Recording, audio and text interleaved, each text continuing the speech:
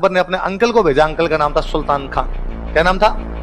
वो डाकी टाइप का आदमी भाई साहब सुल्तान खान। कई युद्ध लड़े हुए, भयंकर वाला एक्सपीरियंस बंदे को। सुल्तान खान आया, सुल्तान खान ने आगे पूछा यार बताओ रे पंगा चल क्या रहा है अपने यहाँ पर, क्या है, प्रताप को क्यों नहीं पकड़ पा रहे, ऐसी क्या चीज है? हिंदुस्तान की पूरे की फौज लगी हुई, एक राजा पहाड़ों में बैठ के हाथ नहीं आ रहा, ऐसा क्या कर रखा है? तो सर अपने पहाड़ों के रास्ते जानते नहीं, अपने यदि पहाड़ों के अंदर जाते हैं तो अब छोटी छोटी टुकड़ियों में जाना पड़ता है, वो रास्ते जानता है, अपनी टुकड़ियां हार के वापस आ जाती है। तो उसने कहा यार पहाड़ों में उसके हथियार कहां से जाते हैं, पहाड़ों में उसके लिए अनाज कहां से जाता होगा, पहाड़ों में उसकी सप्लाई कहां से जाती होगी, ऐसा पहाड़ों में के रास्ते हैं, उन रास्तों से जाते हैं। तो उसने कहा रास्ते ब्लॉक कर दो, पहाड़ों में हथियार जाने बंद, पहाड़ों में अनाज जाना बंद, पहाड़ों में कोई खजाना जाना बंद, फिर कहां से आएंगे? सर इतने बड़े पहाड़ों को रोकने को उसने कहा पूरी सेना है अपने पास में, कहां कहां लगाने तुम तो बताओ, रास्ते कहां है? सर एक रास्ता इनका डूंगरपुर की तरफ जाता है, देवल होकर जाता है। कहां से होकर जाता है? उसने एक सेना की टुकड़ी लगा दी देवल, एक रेजिमेंट कहां बिठा दी? जहां पर ये सेना बिठाते उनको बोलते थाने, क्या बोलते? तो एक थाना उसने कहां पर बना दिया? और बताओ? तो कहा सर डूंगरपुर वाला रास्ता बोलोगे, अब डूंगरपुर से कोई भी सहायता मिल नहीं सकती। और एक पाली की तरफ रास्ता निकलता है, वो कहां से जाता है? देसूरी। कहां जाता है? उसने कहा देसूरी बंद करो, एक थाना कहां बिठा दिया? देसूरी। और बताओ कि साहब एक रास्ता उदयपुर की तरफ निकलता है, वो कहां से निकलता है? कि देबारी, देबारी ब्लॉक करो, एक थाना कहां पर बना दिया? देबारी। और कि सर इनका सबसे महत्वपूर्ण थाना जो है, महत्वपूर्ण जो रास्ता है वो राजसमंद होता हुआ अजमेर की तरफ निकलता ही है, ये कौन सा है? ये दिवेर। ये कौन सा है? कि सर इसमें इनको दो फायदे हैं। क्या दो फायदे हैं? कि एक तो इनको अजमेर वाला रूट इनका खाली रहता है, यहाँ से इनको सप्लाई वप्लाई खूब आती रहती है। फिर दूसरा अपने को भी सारे साधन अजमेर से मंगाने पड़ते हैं, क्योंकि इन्होंने अपनी पब्लिक को तो पहाड़ों में शिफ्ट कर रखा था, अपने अनाज कहां से मंगाए? अजमेर। और ये इस रास्ते से अपना सामान आने नहीं देते, इनके सैनिक अपना सामान बीच में लूट लेते हैं, इसलिए अपने को तो यहाँ दुविधा का सामना करना पड़ता है, अपने को सामान लाने के लिए भी सेना लगानी पड़ती है। उसने कहा मत चिंता करो, इधर मैं बैठा हूं। उसने 4 थाने लगा दिए, डूंगरपुर वाले रास्ते पे देवल, पाली वाले पे, उदयपुर वाले पे और राजसमंद वाले पे, और दिवेर वाले में खुद जाके बैठ गया। और वास्तव में उसने प्रताप को ब्लॉक ही कर दिया कि पहाड़ों से बाहर निकलना ही बंद, हालत अंदर खराब कर रखी। अंदर वो बैठे बैठे वेट एंड वॉच की स्थिति में, आज नहीं तो कल, कल नहीं तो परसों खाली होंगे, तब करेंगे कुछ ना कुछ अपने, कभी न कभी तो इनको खाली करने पड़ेंगे रास्ते यहाँ से। इधर दशहरे का त्योहार है, कौन सा त्योहार है? अपने दशहरे पे यहाँ पे हथियारों की पूजा होती है, शस्त्र पूजन करते हैं आप। अच्छा, शस्त्र पूजन के बाद में ये माना जाता कि तलवार म्यान से बाहर निकाली, आपने उसका पूजन किया है, तो अब तलवार म्यान में तभी डाली जाए जब उसके खून लग जाए, खून लगना जरूरी है। तो अपने दशहरे के दिन लड़ाइयां होती थी, छोटी मोटी कोई ना कोई लड़ाइयां करते, उन लड़ाइयों को बोला करते टीका दौड़। क्या बोलते? टीका मतलब तिलक, हथियारों के तिलक लगाया, उसके बाद में जो लड़ाइयां हुई उन लड़ाइयों क्या बोला करते? टीका। अब हथियारों की पूजा वूजा की, महाराणा प्रताप ने अंदर बैठ के, अब कहा भाई अपने को लड़ाई करनी है, कहां लड़ाई करें? तो कहा भाई मुगलों के 4 कैंप है, चारों कैंपों में कहीं पर हमला करते हैं। कहां हमला करें? मंत्रियों से पूछा तो सब लोगों ने ऊपर वाले 3 कैंप बताए, भाई यहां पर हमला कर लिया जाए। यहां पर क्यों कर लिया जाए? क्योंकि दुश्मन की सेना थोड़ी कम है, दिवेर में सेना ज्यादा है, तो दिवेर में अपने को नुकसान हो सकता है, यहां पर किया जाए। महाराणा प्रताप ने कहा दिवेर पे करें ज्यादा ठीक नहीं रहेगा। कैसे? कि मुगलों को सबसे अधिक भरोसा कहां पर है? उन्हें लगता है भाई दिवेर पर अपने कभी भी हमला नहीं कर सकते। सुल्तान खान खुद कहां पर बैठा है, तो पहली बात तो वो वहां पे निश्चिंत हो रखेंगे, यहां पर तो हमला हो ही नहीं सकता, इसलिए वहां पर यदि करेंगे तो सफलता के चांस ज्यादा है। दूसरा, यदि दिवेर जीत गए ना तो बाकी वाले 3 तो मुगल भागी जाएंगे। दिवेर ही जीत गए तो क्या होगा? सर्जिकल स्ट्राइक है वो। दिवेर पर हमला किया गया, सारी की सारी मुगल फौज काट दी गई। अगले थोड़े दिनों के अंदर दिवेर खाली करवा लिया था, देसूरी, देबारी, देवल, यहाँ पे 36,000 मुगल फौजी सरेंडर करते हैं। मैं कई बार सोचता हूँ यार दिवेर का युद्ध हमारी हिस्ट्री में बताया क्यों नहीं जाता? दिवेर का युद्ध हमारी किताबों में उस कदर क्यों नहीं पढ़ाया जाता? हमने प्रताप को हल्दी घाटी में बंद करके रख दिया है। हल्दी घाटी की परिणति, हल्दी घाटी का जो संघर्ष शुरू होता है वो यदि कंप्लीट कहीं पर जाके हो रहा है तो कौन से युद्ध में हो रहा है? अमर सिंह सुल्तान खान को मारता है, इसमें भला मारता है, आर पार निकाल देता है सुल्तान खान के भला। सुल्तान खान डाकी टाइप का आदमी था, सुल्तान खान के भला मारा तो आर पार निकल गया। युद्ध जब समाप्त हो गया तो घायलों को उठा उठा के ला रहे थे, देखा सुल्तान खान घायलों में पड़ा तो महाराणा प्रताप खुद मिलने के लिए गए। भले भले दुश्मन हो यार, सेनापति था अगलों का, मरते हुए आदमी से मिला तो जाए कम से कम। सुल्तान खान बाप रहा अंतिम सी सांस गिन रहा है, तो महाराणा प्रताप गए सुल्तान के पास और उनको जाके पूछा, सुल्तान खान तेरी कोई अंतिम इच्छा हो तो बता, मरते हुए आदमी की अंतिम इच्छा तो पूरी की जाए। उसने कहा मैं उस लड़के को देखना चाहता हूँ जिसने मेरे बाला मारे। मैं सुल्तान खान, मेरे को सामने आ जाए, मैं आंखें निकाल दूं ना तो आदमी को डर लगता है, और नजदीक आ जाए मैं झिंटे पकड़ लूं ना, बिड़ा बिड़ा के मार दूं। मेरे भाला मारा यार, आर पार निकाला, तो मरने वाला सा था, तो मारना पड़ता। वो लगा यार अमर सिंह को बुलाएंगे कैंप में से, वो आएगा तब तक ये बावड़ा क्या आपका मर ही जाएगा। तो वहीं पास में कोई फौजी खड़ा था, उसका हाथ पकड़ का ये है, इसने मारा था। सुल्तान खान मरता मरता हंस के कहता है इसको तो मैं मरता मरता मार जाऊं। ये नहीं था वो लड़का जिसने मेरे मारा, मैंने उसकी आंखें देखी, उसकी आंखों में चिंगारी अलग प्रकार की थी। मारना पड़ता, अमर सिंह बुलाते हैं, दौड़ के आओ, उसको को बुला के लाओ। अमर सिंह आता, मारना पड़ता, बताए मेरे वाला ही था, इसने मारा था। सुल्तान खान कहता है तुम बहादुर पिता के बहादुर पुत्र हो, वाकई यार तुम बहादुर हो, इस छोटी सी उम्र में यार तुमने मेरे आर पार भला निकाला।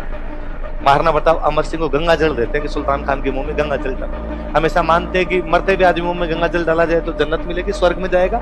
ठीक है दुश्मन है अपना, पर अब तो मर ही रहा है बेचारा, गंगा जल दिया। अब उसे गंगा जल वगैरह डाल दिया, उसकी बोली वोली बंद हो गई, आंखें बंद हो गई, पर उसकी धड़कनें चले थोड़ी थोड़ी, मरे नहीं।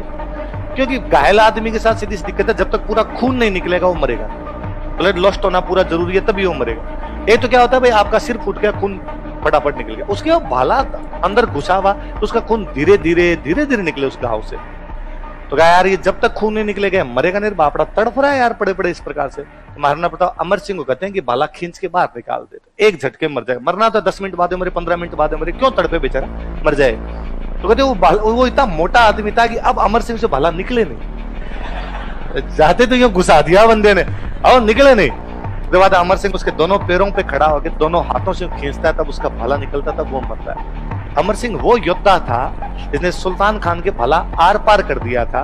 और हम बचपन से कहानियां सुनते हैं कि वो एक दिन घास की रोटी खा रहा था और उसके हाथ से वन बिलाव घास की रोटी छीन के भाग गया था। हरे घरे घास की रोटी ही जिद बन बिलावड़ो ले भाग्यो, छोटो सो अमरियो चीख पड़ो, राणा रो सुत्यो दुख जाग्यो। कोई घास की रोटी नहीं थी। कवि की कल्पना है, कवि कल्पना ही करता है। हम पढ़ते हैं जहां ना पहुंचे रवि। मैं कन्हैयालाल सेठिया का खूब आदर करता हूं, सम्मान करता हूं। उन्होंने कविता रची, इस कविता के माध्यम से उन्होंने महाराणा प्रताप को जन जन का नायक बना दिया। घर घर तक वो कविता हमारे पहुंची। पर कविताएं इतिहास नहीं है। कवि कई प्रकार की इमेजिनेशन करता है, कई प्रकार की बातें लिखता है, हमें उनमें से हिस्ट्री निकालनी होती है। मैं कल जब आपको पढ़ा रहा था, मैंने एक बात बोली थी कि 1559 में उदय सिंह के पोता होता है, इसलिए उदय सिंह एकलिंग जी के धोख लगाने के लिए जाते हैं, उदयपुर की स्थापना करते हैं। बताया था मैंने, वो पोता अमर सिंह है। वो पोता कौन है? इसका मतलब अमर सिंह का जन्म कब हुआ है? 1559। हमें कहानी ये सुनाएगी कि हल्दी घाटी युद्ध के बाद प्रताप की आर्थिक स्थिति खराब हो गई थी, और खराब हो गई तो अमर सिंह एक दिन बैठा बैठा घास की रोटी खा रहा था और वन बिलाव उसके हाथ से छीन के भाग गया। हल्दी घाटी के युद्ध में अमर सिंह 17 साल का है। कितने साल का है? और आप कहते हो कि वन बिलाव उसके हाथ की घास की रोटी छीन के भाग गया था। हल्दी घाटी युद्ध में उसकी पोस्टिंग थी उदयपुर। यदि मुगल उदयपुर की तरफ हमला कर दे, उधर महिलाएं थी परिवार की, उधर हमला कर दे तो महिलाओं की रक्षा की जिम्मेदारी होनी चाहिए। वो हल्दी घाटी युद्ध के टाइम भी उदयपुर में लड़ रहा था। और ये कैसे हो सकता है कि हल्दी घाटी के युद्ध के टाइम में तो अमर सिंह इतना छोटा सा रहा हो, और 4 साल बाद 1580 में शेरपुर में उसको ये भी पता है किसको लेके जाना है, किसको छोड़ के जाना है। और दिवेर के युद्ध में सुल्तान खान के भाला मारता तो आर पार निकाल देता है। हमने इन कहानियों के माध्यम से अमर सिंह को तो भुला ही दिया। मुझे व्यक्तिगत रूप से कोई पूछे कि मेवाड़ में जितने राणा बने उनमें आपको सबसे अच्छे कौन लगते हैं, मैं अमर सिंह का नाम लूं, नो डाउट अमर सिंह। उस बंदे ने मुगलों के खिलाफ 17 युद्ध लड़े हैं, सारे के सारे जीते हैं। होता क्या है, कई बार बड़े पेड़ के नीचे दूसरा कुछ भी लग नहीं पाता। बड़ा पेड़ सूर्य की सारी रोशनी रोक लेता है, इसलिए नीचे धूप भी नहीं लग पाती। महाराणा प्रताप इतना बड़ा नाम हो गया, अमर सिंह आते नहीं। यदि अमर सिंह महाराणा प्रताप के बेटे ना होते तो अमर सिंह ज्यादा याद किए जाते, खूब याद किए जाते। उनको जितना क्रेडिट दिया जाना उतना क्रेडिट दिया जाता, पर अब वो सारा क्रेडिट ही पापा ले गए, इसलिए अमर सिंह के पास कुछ भी बचा। और दिवेर हम नहीं पढ़ते दिवेर को, जमस्तोड़ ने उस टाइम कहा था कि दिवेर मेवाड़ का मैराथन है। अब सुल्तान खान को मार दिया गया, चारों के चारों कैंप मुगलों के यहाँ से उड़ा दिए गए। अकबर बड़ा तमतमाया उधर से, अकबर ने कहा वापस जाओ हमला करो, पर अब किसी की हिम्मत नहीं होगी मेवाड़ पर आक्रमण करे। सबको होता है ना, सुल्तान खान को बुरा मारा यार इन्होंने। तो वापस एक आदमी ने हिम्मत की, जगन्नाथ कछवाहा। किसने की? मान सिंह वाला अंकल। उसने कहा मैं ट्राई करके देखूं। अकबर ने कहा जाओ तुम। तो 1585 में मेवाड़ पर हमला कौन करता है? 1585 के बाद अकबर ने, जब तक महाराणा प्रताप 1597 तक जिंदा रहे, मेवाड़ पर कोई आक्रमण, और 1597 में जैसे ही प्रताप की डेथ होती है अकबर वापस अटैक करता है। इसका मतलब इन बीच के 12 साल में अकबर को बहुत अच्छे से समझ आ गई थी कि आरएस में सिलेक्शन पटवारी ग्राम से दे लेने चाहिए, इधर अपनी पार पड़ेगी। क्योंकि इन सालों में प्रताप ने अफगानिस्तान पर अटैक किया है, पंजाब पर अटैक किया है, बंगाल पर अटैक किया है, उड़ीसा पर अटैक किया है, दक्षिण भारत पर अटैक किया है। ऐसा कैसे हो सकता है कि आप पूरे भारत के छोरों पर आक्रमण करो, सब जो बाउंड्रीज उन पे आक्रमण करो, और नाक के ठीक नीचे मेवाड़ पड़ा उस पर आक्रमण ना करो? इसका मतलब वो समझदार आदमी है, वो प्रैक्टिकल बंदा है, उसको पता था कि यहाँ पर आउटपुट नहीं है, मर रहे हैं, हार रहे हैं, कुछ मिल तो यहाँ पे रहा नहीं, इससे अच्छा दूसरी जगह जीतते हैं, इनका तो बाद में देख ले। और जैसे ही इधर प्रताप की डेथ होती है, अमर सिंह राजा बनता है। अमर सिंह राजा बनते अकबर ने वापस अटैक किए, पर उसने कहा आजा मैं तैयार ही। फिर अकबर मर ही गया था 1605 में, तब तक वो मेवाड़ का राजा उसे संधि कर लेगा, ये उसका सपना ही रह गया था, ये उसका सपना कभी भी पूरा। इधर आपके प्रताप ने जैसे ही आपके जगन्नाथ कछवाहा ने अटैक किया, प्रताप को लगा रही है मेरी लड़ाई मुगलों के साथ। अकबर आए, रहीम जी आए, सुल्तान खान आए, शाहबाज खान आए, सैयद फखरुद्दीन आए, आसफ खान आए, मेरे समझ में आती है यार मुगलों से मेरी लड़ाई है, मुगलों के सेनापति लड़ने आएंगे। मान सिंह भगवंतदास जगन्नाथ कछवाहा क्या मांगते हैं इधर? तुम पंचायती करते घूमते हो, अब रुको, तुम आओगे मुगलों की तरफ से, मैं आमेर पर हमला कर दूंगा। प्रताप आमेर पर हमला कर देता है, और ये जो अभी नया नया जिला बना ये छीन लेता है, मालपुरा। क्या छीन लेता है? मालपुरा। आमेर वालों के पास आता, बहुत अच्छी ट्रेड मंडी थी बहुत अच्छी, इस पे कब्जा कर लिया उसने मालपुरा के टैक्स आज के बाद मैं लूंगा। अब जब मुगलों की तरफ से अटैक होने बंद हो गए तो 1587 के आसपास महाराणा प्रताप बाहर निकल के आते हैं और मैदान में अपनी एक नई राजधानी बनाते हैं, चावंड। फिर यहाँ बैठ के उन जगहों पर हमले करने शुरू किए जहां मुगलों का कब्जा था, जहां जैसे मान लो उदयपुर पे मुगलों का कब्जा है वो छुड़वाया, गोगुंदा पे कब्जा है तो वो छुड़वाया, जहां जहां पे मुगलों कब्जे थे वो छुड़वाने शुरू। 2 किले प्रताप अपने जीवन काल में नहीं जीत पाए, चित्तौड़गढ़ और मांडलगढ़। कौन कौन से? बाकी जहां जहां मेवाड़ पे मुगलों का कब्जा था वो सारे कब्जे उन्होंने छुड़वा लिए। फिर एक दिन चावंड में नए नए हथियार खरीदे थे, कोई धनुष खरीदा था, उसको चला के देख रहे थे, उसकी आगे वाली टूट गई, डोरी होती है जो टूटती, पीछे धक्का लगेगा, पीछे गिरे तो सर में लगी। तो होता है एक अपने साइंस में पढ़ते हैं क्लोटिंग, रक्त का थक्का जमना। तो अभी भी क्लोटिंग हो जाती है तो बंदे की डेथ हो जाती है, इसलिए जब भी कोई एक्सीडेंट केस होता है डॉक्टर सबसे पहले कहते हैं क्लोट नहीं जम गया हो। मतलब यदि आपका सिर फूट गया, खून निकल गया, आप कैसे नहीं मरे? खून यदि निकल रहा है डॉक्टर जाके टांके वांके लगा देगा, ठीक है टाइम पे आप पहुंच गए।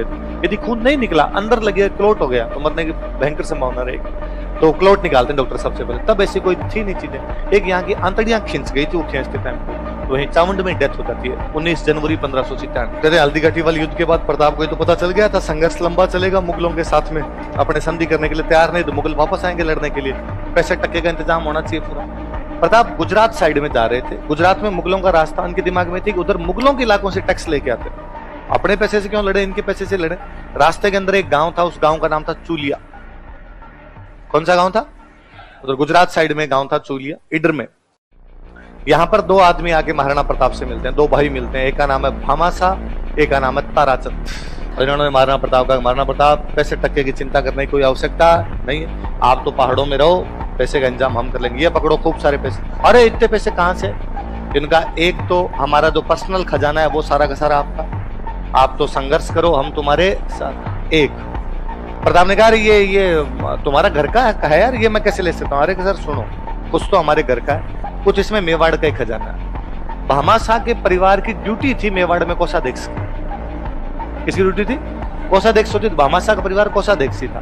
पर अब मेवाड़ की किसी टाइम राजधानी चित्तौड़गढ़ थी, तब तो सब व्यवस्था है, तू कोषाध्यक्ष, तू फलाण जी, तू फलाण जी है। अब जब तितर बितर हुए पहाड़ों में, तो कोई कहीं निकल गया, कोई कहीं निकल गया, सारे एक साथ थे नहीं, तो इनके परिवार के पास वो मेवाड़ का खजाना रह गया। भामाशाह कितने ईमानदार आदमी है, उन्होंने कहा सर ये मेवाड़ का खजाना आप रखिए, आपका ही टैक्स था, आपके बाप दादाओं का टैक्स था, हमारे तो घर पे पड़ा था, हम तो केयर टेकर थे इसके, आप रखिए इसको, कस्टडियन थे, अब आपकी कस्टडी में रखो, और हमारा पैसा ये भी आप ले लो।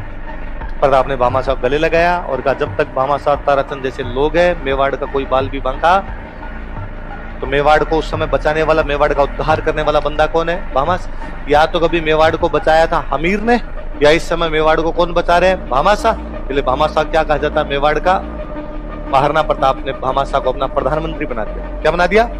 यार इतना ईमानदार आदमी, जिसको क्या बनाया जाए? प्रधानमंत्री। फिर इतना अच्छा मैनेजमेंट है पैसे का, क्या बनाया जाए? प्रधानमंत्री। इतने रुपए ला के दिए थे कि 25 लाख तो कैश था, 20 लाख का सोना था। वो इतने रुपए थे कि महाराणा प्रताप 25,000 की फौज 12 साल तक रख सकते। कितनी फौज? 25,000। 12 साल तक उनके हथियार, खाना पीना, तनख्वाह, ये सब सोचने की आवश्यकता। पर राजा कमजोर तो इसी में पड़ेगा ना, बस सेना के रुपए कहाँ से आएंगे, खाना कहाँ से लाऊंगा, पीना कहाँ से लाऊंगा, ये हम दे रहे हैं। आप तो लड़ाई करो, आप तो दिमाग लगाओ कैसे क्या करना है क्या नहीं करना। कुछ साल पहले तक अपने ये माना जाता था कि हल्दी घाटी का युद्ध जो था वो ड्रॉ हो गया था। क्या हो गया था? मतलब न तो प्रताप की जीत हुई, न उसके अंदर अकबर की हार हुई, या न अकबर जीता न प्रताप जीता। आप ये मान लीजिए कि अनिर्णय युद्ध था जिसका कोई भी डिसीजन निकला नहीं। पिछले कुछ सालों में अपने इतिहासकारों ने रिसर्च, हिस्ट्री एक ऐसा सब्जेक्ट है इसमें री राइटिंग होती है जो बार बार लिखा जाता है। जैसे उनमें नए सोर्स सामने आते हैं, नए एविडेंस सामने आते हैं, हिस्ट्री नए प्रकार से लिखनी पड़ती है। कि आज अपने पढ़ रहे हैं कि मैं बता रहा था आपको जिनकी भाई गणेश्वर की इनकी खुदाइयां अब तक चलती रहती है, कल को नई चीज मिल जाए तो अपने बताना पड़े ना यहाँ से ये भी मिल रहा है ये चीज, वैसा वैसा हिस्ट्री दोबारा लिखी जाती है। तो पिछले कुछ सालों में हमारे इतिहासकार रिसर्च किया, रिसर्च करके बताया इस युद्ध में प्रताप की जीत हुई। तो भाई क्या एविडेंस है आपके पास में प्रताप की? तब वो एक अपने राजस्थान के हिस्टोरियन एक चंद्रशेखर सर वो इसमें एविडेंस देते हैं कि हमें कई ऐसे ताम्र पत्र मिले हैं, कई ऐसे अभिलेख मिले हैं जिनसे पता चलता है कि प्रताप ने हल्दी घाटी के आसपास की जमीन हल्दी घाटी युद्ध के बाद लोगों को दान में बांटी। यदि प्रताप हल्दी घाटी युद्ध के ठीक बाद हल्दी घाटी के आसपास की जमीन किसी को दान में बांट रहा है, इसका मतलब जमीन किसके पास है? और यदि जमीन प्रताप के पास है, इसका मतलब युद्ध में जीत किसकी हुई है? प्रताप। ये तो नहीं हो सकता ना कि युद्ध में जीत अकबर की हुई है तो उसने जमीन पर कब्जा कर लिया, जमीन पे कब्जा कर लिया तो बाद में वो फिर प्रताप कैसे दान में दे सकता है? भाई मेरे पास कोई चीज होगी वही तो मैं दान में दूंगा। ये थोड़ी है कि मेरे पास तो खुद के पास तो मादलिया ही निर्माव कर रहा हूँ, सोने की चेन ले जा। आप सर खुद तो गले में धागा डाल के घूम रहे हो, हमें सोने की चेन बांट रहे हो, तो जिसके पास होगा वही देगा। यदि वो प्रताप के पास काम हो, प्रताप बांट रहे हैं, तो ये उदयपुर वाला हवेली के मंडेर वाली जागीर उस रिसर्च में खूब काम है। आजकल तो बाकायदा वहां पर बोर्ड ही लगा दिया, इसमें लिखा कि इसमें किसकी जीत हुई थी? प्रताप की। तब ये कई ऐसे सोर्स काम में लिए गए थे, याद रहेंगे आपको। तो मंडेर की जागीर किसको दान में दी गई थी? सादुलनाथ त्रिवेदी। ये जानकारी कौन से अभिलेख से मिलती है?